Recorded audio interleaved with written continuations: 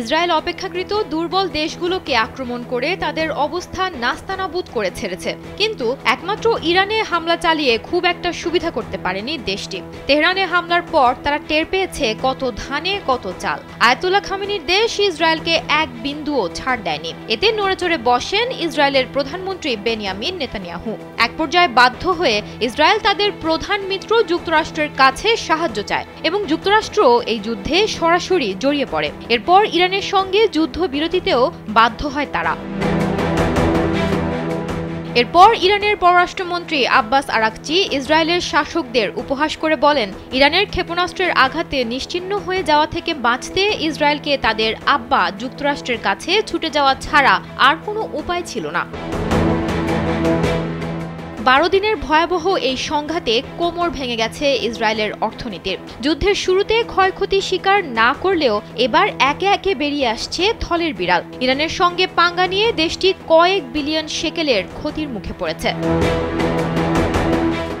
এ বিষয়ে Israel tax অথরিটির মহাপরিচালক শাই আহরোনোভিচ জানালেন, ক্ষতির পরিমাণ ছিল কল্পনাতীত। ইরান তাদের অপারেশন ট্রু প্রমিস 3 এর আওতায় ইসরায়েলের রাজধানী তেল আবিব সহ বিভিন্ন গুরুত্বপূর্ণ স্থানে শত শত ক্ষেপণাস্ত্র ও ড্রোন হামলা চালিয়েছে।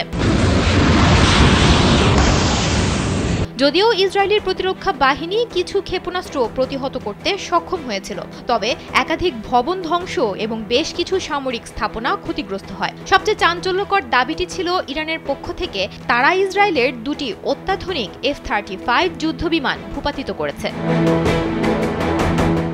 যুদ্ধের পর ইসরায়েল ট্যাক্স অথরিটির কাছে রেকর্ড 53,599টি ক্ষতিপূরণের দাবি জমা পড়ে। প্রাথমিকভাবে প্রায় 4 বিলিয়ন নিউ ইসরায়েলি শেকেল, যা 1.1 বিলিয়ন মার্কিন ডলার সরাসরি ক্ষতির হিসাব করা হলেও ব্যবসা বাণিজ্যের স্থবিরতা সহ অন্যান্য পরোক্ষ ক্ষতি যুক্ত করলে সেই পরিমাণ কয়েক বিলিয়ন শেকেল ছাড়িয়ে যায়।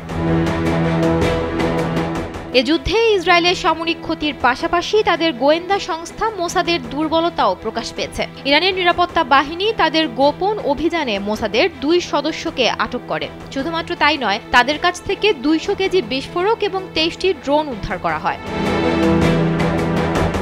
ইসরায়েল ট্যাক্স অথরিটির মহাপরিচালক শাই আহরোনোভিচ জানিয়েছেন, ইরান হামলায় সবচেয়ে বেশি ক্ষতিগ্রস্ত হয়েছে ওয়াইজম্যান ইনস্টিটিউট অফ সায়েন্স, যা মোসাদের সঙ্গে ঘনিষ্ঠ সম্পর্কযুক্ত। এই হামলার পর বহু ব্যবসা প্রতিষ্ঠান দীর্ঘমেয়াদের জন্য অচল হয়ে পড়েছে।